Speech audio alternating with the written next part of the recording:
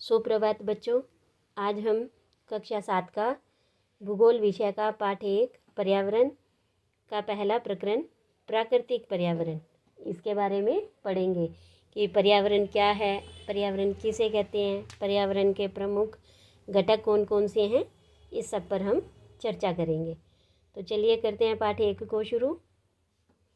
कि लंबी छुट्टियों के बाद जब रवि स्कूल जा रहा था तब उसने देखा कि उसके स्कूल के निकट के जो खेल का मैदान है उसमें खुदाई हो गई थी और वही एक मैदान उनके खेलने के लिए वहाँ पर था। लोगों ने बताया कि वहाँ अनेक फ्लैटों वाली एक बड़ी इमारत बनेगी। तो फ्लैट से मतलब बहुमंजिला इमारत बनेगी। जब रवि को समझ में आया कि मुलायम घास, गेंदे के फूल, तितलियों वाला विशाल मैदान अब हमेशा के लिए नष्ट हो चुका है, तो उसकी आंखों से आंसू छलकने लगे और उसने यह बात अपने सहपाठियों को बताई। और सुबह की सभा में प्रधानाचार्य ने भी बहुत उदासी से कहा कि देखो कैसे हमारा पर्यावरण है वो बदल रहा है। तो कक्षा में पहुंचकर रवि ने अपने शिक्षक से पूछा कि पर्यावरण क्या है। तो जो कुछ भी आप अपने आसपास देखते हो वही पर्यावरण होता है, ऐसा उसके अध्यापक ने उसे बताया। तब रवि कहने लगा कि इसका अर्थ तो ये हुआ कि स्कूल भवन, मेज, कक्षा में रखी हुई कुर्सियाँ, यहाँ तक कि खुला मैदान, सड़क, कूड़ा करकट, मेरे दोस्त, ये सभी हमारे पर्यावरण के अंग हैं। तब शिक्षक ने कहा, हाँ, लेकिन जरा रुको, कुछ वस्तुओं का निर्माण प्रकृति ने किया है, यानी कुछ वस्तुएं हैं वो हमें प्रकृति द्वारा दी गई है, उसका निर्माण किसी ने किया नहीं है, मनुष्य ने नहीं किया, स्वतः ही हमें मिली हुई है। जैसे पर्वत, नदियाँ, पेड़, प्राणी, जल, वायु, भूमि आदि। और जबकि दूसरी वस्तुओं का निर्माण वो मानव ने किया है, जैसे सड़क, कार, कपड़े, किताब आदि। तो इससे पहले देखो कि पर्यावरण है क्या। तो पर्यावरण हमारे जीवन का मूल आधार है। यह हमें सांस लेने के लिए हवा, पीने के लिए जल, खाने के लिए भोजन और रहने के लिए भूमि प्रदान करता है। यानी कि हवा, जल, भोजन और भूमि, ये सारे प्राकृतिक पर्यावरण के तत्व हैं। और मनुष्य इस प्राकृतिक पर्यावरण में परिवर्तन कैसे करता है। तो देखो, जैसे हमें पर्यावरण ने हवा दी और मनुष्य क्या करता है कि कार का धुआं उस हवा में छोड़ता है और उससे हवा क्या है, प्रदूषित होती है। प्रदूषित मतलब अशुद्ध होता है, तो इससे वायु अशुद्ध हो जाती है। पीने का पानी हमें पर्यावरण ने दिया और हम उस पानी को किसी पात्र में यानी किसी बर्तन में एकत्रित करते हैं और भोजन को बर्तनों में परोसा जाता है। और भूमि पर कारखानों का निर्माण होता है, भवनों का निर्माण होता है। तो इस तरह से जो मनुष्य है वो कार, मिल, कारखानों और बर्तनों का निर्माण करता है और इस तरह से मनुष्य प्राकृतिक पर्यावरण में परिवर्तन करता है। तब उनके शिक्षक ने उन बच्चों से कहा कि अब ऐसा करो, 2-2 छात्र मिलकर एक कार्य करो और अपने निकट बैठे सहपाठी के साथ मिलकर प्रकृति द्वारा दी गई और मानव द्वारा बनाई गई वस्तुओं की सूची बनाओ। तो सभी छात्र क्या है वो ये सूची बनाने के लिए उत्सुक थे। तब इकबाल ने पूछा कि हमारा पर्यावरण क्यों बदल रहा है। तब शिक्षक ने उत्तर दिया कि ऐसा हमारी ज़रूरतों के कारण होता है और हमारी ज़रूरतें हैं ये दिन प्रतिदिन बढ़ती रहती हैं और इसीलिए हम प्राकृतिक पर्यावरण में परिवर्तन करते हैं और कभी कभी उसे नष्ट भी कर देते हैं। तो देखो, इस बातचीत से हम ये समझ गए कि किसी भी जीवित प्राणी के चारों ओर पाए जाने वाले लोग, स्थान, वस्तुएं और प्रकृति, इसे ही हम पर्यावरण कहते हैं। और यह प्राकृतिक और मानव निर्मित परिघटनाओं का मिश्रण होता है। यानी इसमें प्राकृतिक और मानव निर्मित जितनी भी वस्तुएं हैं इन सब का ये मिश्रण है पर्यावरण। तो प्राकृतिक पर्यावरण में पृथ्वी पर पाई जाने वाली समस्त जीवीय और अजीवीय दोनों ही परिस्थितियाँ सम्मिलित होती है। तो ये जीवीय क्या है और अजीवीय क्या होता है। तो जीवीय देखो, सजीव प्राणियों का संसार, यानी जो चीज़ जीवित है जैसे पेड़ पौधे, जीव जंतु, मनुष्य, ये सब क्या हैं? जीवीय हैं। और अजीवीय होता है निर्जीव पदार्थों का संसार, जिसमें कोई भी जान नहीं होती, जैसे कि आपकी भूमि, स्थल, है ना, इस तरह से। तो ये जीवीय और अजीवीय, ये दोनों मिलकर प्राकृतिक पर्यावरण बनाते हैं। तो देखो यहाँ आपको एक चित्र दिखाई दे रहा है जिसमें ये पर्यावरण के 3 मुख्य घटक हैं: प्राकृतिक घटक, मानव और मानव निर्मित। तो प्राकृतिक में जलमंडल, वायुमंडल, स्थलमंडल और जैवमंडल, ये प्राकृतिक पर्यावरण के तत्व होते हैं।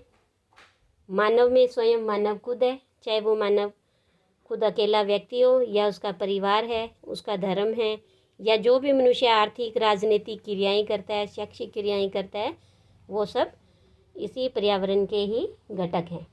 इसके बाद है मानव निर्मित, कि मनुष्य कुछ इमारतें बनवाता है ना, ये स्थल पर जैसे उसने पार्क बनाया और पुल बनवाए, सड़कें बनवाई, उद्योग धंधे के लिए उसने कारखाने बनवाए, और इससे ये निकलने वाला धुआं है ये वायु को परिवर्तित करता है, स्मारक बनवाना। तो इस तरह से ये सारे मानव निर्मित जो घटक हैं ये पर्यावरण के ही घटक हैं।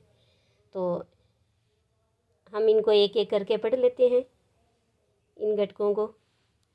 तो सबसे पहले हम पढ़ेंगे आज प्राकृतिक पर्यावरण के बारे में। सबसे पहले पर्यावरण जो शब्द है इसकी उत्पत्ति हुई है एनवायरमेंट शब्द से, और ये एनवायरमेंट शब्द अंग्रेजी भाषा का है। इसकी उत्पत्ति है फ्रेंच शब्द एनवायरोनेर या एनवायरोनेर, जिसका अर्थ होता है पड़ोस। ठीक है, तो भूमि, जल, वायु, पेड़ पौधे, जीव जंतु, ये सभी मिलकर प्राकृतिक पर्यावरण बनाते हैं।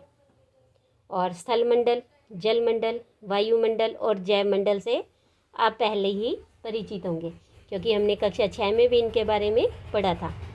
आइए आज हम इन सब के संबंध में कुछ और तथ्यों की जानकारी प्राप्त करते हैं। इनको एक एक करके थोड़ा थोड़ा पढ़ लेते हैं। कि पृथ्वी की ठोस परपटी या कठोर ऊपरी परत को स्थलमंडल कहते हैं। मानो ये पृथ्वी है और इसकी जो ये ऊपर की कठोर परत होती है इसे ही हम स्थलमंडल कहते हैं। यह चट्टानों और खनिजों से बना होता है और मिट्टी की पतली परत से ढका होता है।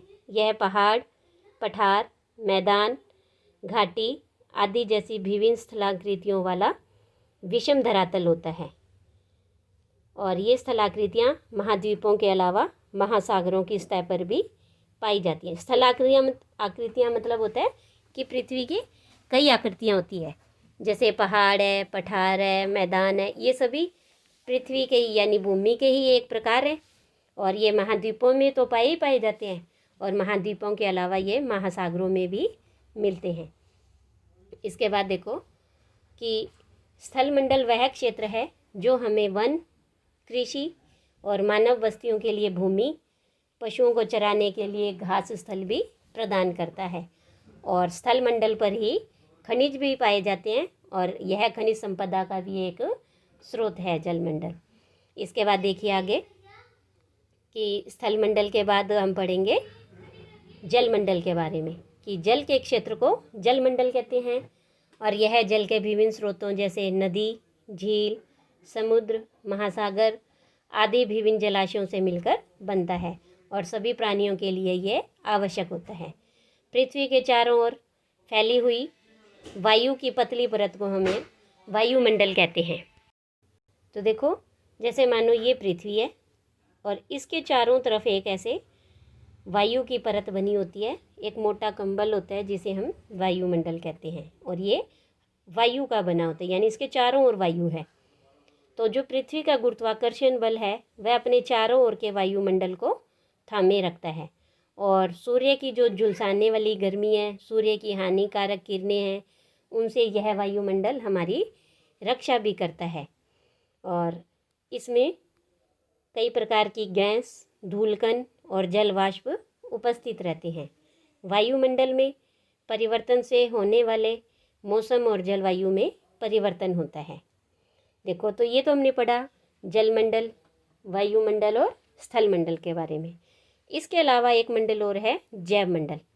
ये क्या होता है? तो इस जैव मंडल में देखो क्या है कि पेड़ पौधे, जीव जंतु, ये सभी मिलकर जैव मंडल या सजीव संसार का निर्माण करते हैं। और यह पृथ्वी का वह संकीर्ण क्षेत्र है जहाँ पर स्थल, जल और वायु ये मिलकर के जीवन को संभव बनाते हैं। तो देखो कि जैव मंडल क्या है, इसे हम थोड़ा चित्र के माध्यम से समझ लेते हैं। ये देखो कि ये पर्यावरण है हमारी पृथ्वी पर दिखाया है कि यहाँ पर स्थल मंडल है, ये जल मंडल और ये वायुमंडल, और ये तीनों स्थान यहाँ पर आपस में मिल रहे हैं। यहाँ वायुमंडल आ गया, ये जैव मंडल और ये स्थल मंडल। तो जहाँ पर ये तीनों आपस में मिलते हैं और तीनों मिलकर के आप परस्पर क्रिया करते हैं, उसे हम जैव मंडल कहते हैं या सजीव संसार भी कहते हैं, क्योंकि यहाँ पर जीवन संभव है। तो इसके बाद हम पढ़ेंगे अगली वीडियो में पारितंत्र के बारे में कि पारितंत्र क्या है। तो इसमें हमने पढ़ा पर्यावरण का एक घटक, कौन सा, प्राकृतिक पर्यावरण के बारे में, जलमंडल, वायुमंडल, स्थलमंडल और जैव मंडल। तो आज के लिए इतना ही, धन्यवाद।